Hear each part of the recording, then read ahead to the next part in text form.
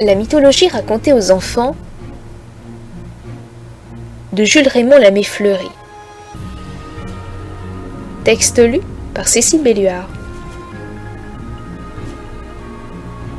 Mythologie des hindous. Les divinités de l'Inde.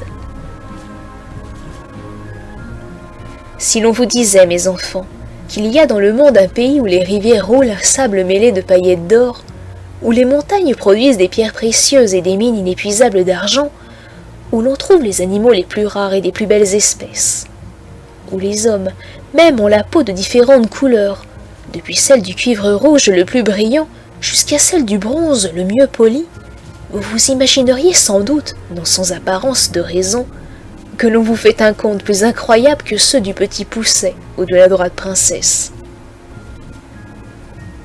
Eh bien, ce pays merveilleux, ce pays qui offre des choses si extraordinaires, existe en effet en Asie et on le nomme l'Inde. Les habitants de cette contrée s'appellent les hindous.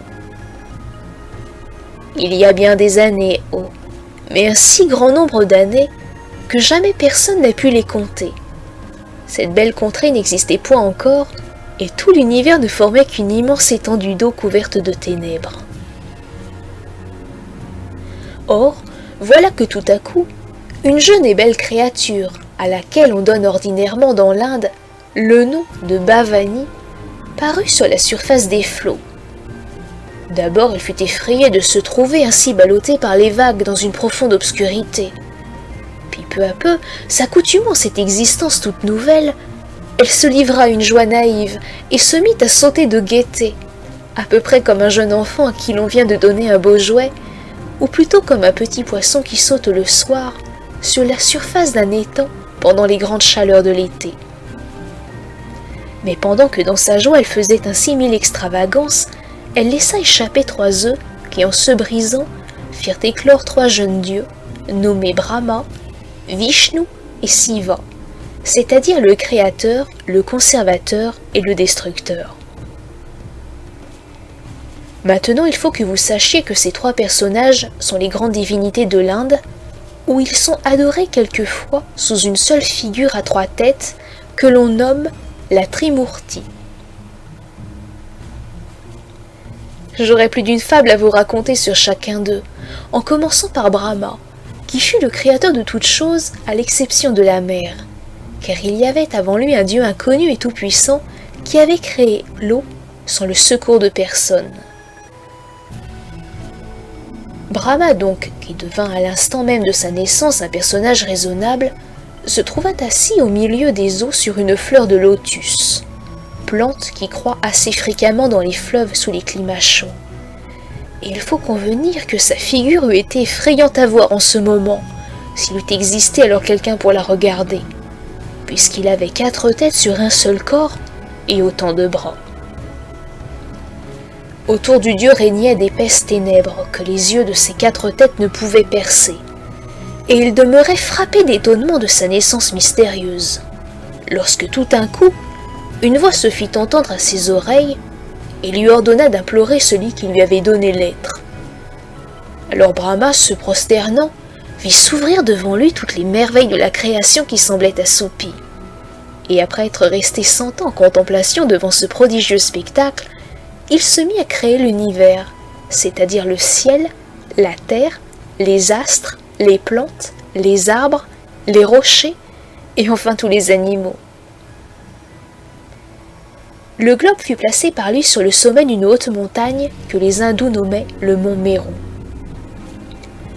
Cependant, mes enfants, la terre demeurait déserte. Le soleil chaque jour se levait et se couchait sans qu'il y eût personne pour admirer son éclat.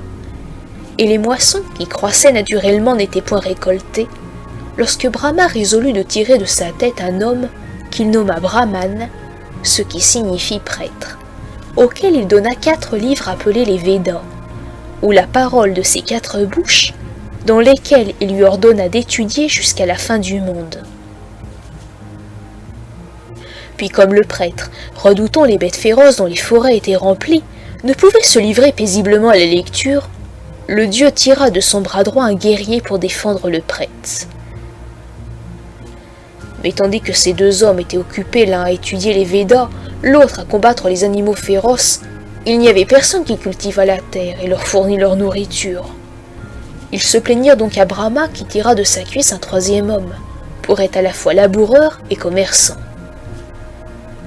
Enfin, comme ces trois hommes ne pouvaient encore tout faire à eux seuls, le dieu consentit à tirer de son pied un artisan qui fut chargé de travailler pour ses frères.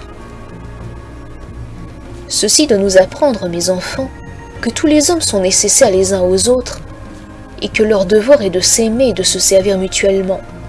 C'est pour cela que les égoïstes sont détestés de tout le monde et en vérité l'on a bien raison de ne pas aimer ceux qui ne veulent obliger personne. Brahma donna ensuite une femme à chacun de ses personnages et ces quatre familles devinrent la source d'autant de castes, c'est-à-dire de races d'hommes qui subsistent encore aujourd'hui dans l'Inde. Ce sont celles des prêtres, des guerriers, des laboureurs et des artisans. Mais ce qui distingue ces différentes castes encore plus que les états qu'elles exercent et qu'elles ne peuvent abandonner, c'est la diversité de leurs couleurs. Les prêtres et les guerriers ont la peau presque aussi blanche que les habitants de l'Europe. Les laboureurs et les marchands sont de la couleur du cuivre poli. Et enfin les artisans et les ouvriers ont presque celle de ces écritoires de bronze que vous avez vus quelquefois sur les bureaux. Il y a encore dans l'Inde une cinquième caste qui est méprisée de toutes les autres, et que l'on nomme celle des parias. Les hommes et les femmes de cette race sont tellement détestés de tous les hindous qu'ils vivent relégués dans des habitations isolées, et que chacun aurait horreur de les toucher. Ces malheureux parias sont d'ailleurs reconnaissables à la couleur de leur peau qui est d'un noir sale. Après cela, Brahma devint si orgueilleux d'avoir inventé les Védas et créé le monde qu'il se crut supérieur à ses frères Vishnu et Siva. Mais comme vous savez que l'orgueil est un très grand défaut, il ne tarda pas à en être puni et fut précipité du haut des cieux jusqu'au fond de l'abîme sur lequel la terre est suspendue. Il fut obligé, avant de remonter au ciel, de paraître dans le monde sous 4 formes différentes d'animaux ou d'hommes méchants, et les hindous croient encore aujourd'hui qu'il n'a repris sa place auprès de ses frères qu'après avoir subi cette pénitence. Comme je vous ai prévenu en commençant que toute la mythologie n'est qu'une suite de fables, je n'ai pas besoin de vous répéter ici que cette histoire de Brahma, ainsi que toutes celles qui la suivront, n'est absolument qu'un conte. Mais ces sortes de contes sont fort instructifs, parce qu'ils ne sont pour la plupart que d'ingénieuses allégories sous lesquelles les hommes les plus éclairés des anciens temps prétendaient cacher aux ignorants les secrets de la nature et de la toute-puissance de Dieu.